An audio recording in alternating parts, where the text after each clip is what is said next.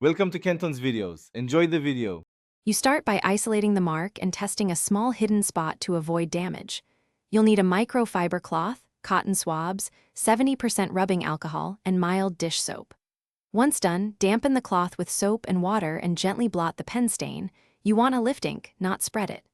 Make sure to work from the outside toward the center of the mark. If the paint is flat or delicate, use less pressure and shorter strokes to reduce scuffing. You switch to targeted removal by saturating a cotton swab with 70% alcohol and dabbing the ink lightly. Blot rather than scrub to avoid removing paint. Once small areas lift, move to a microfiber cloth and continue gently. If ink persists and the paint is semi-gloss or satin, you can very lightly use a magic eraser. Test first and lift with short passes. After the ink is gone, rinse the area with a clean, damp cloth and blot dry so no residue remains. This preserves finish and color. You finish by evaluating the surface. If the finish looks dulled, buff gently with a dry microfiber cloth. If a thin paint layer came off, touch up with matching paint and feather the edges once dry.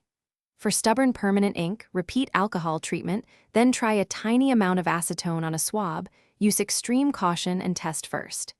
If you accidentally damage the wall, sand the spot lightly, apply primer and a small paint patch. Remember,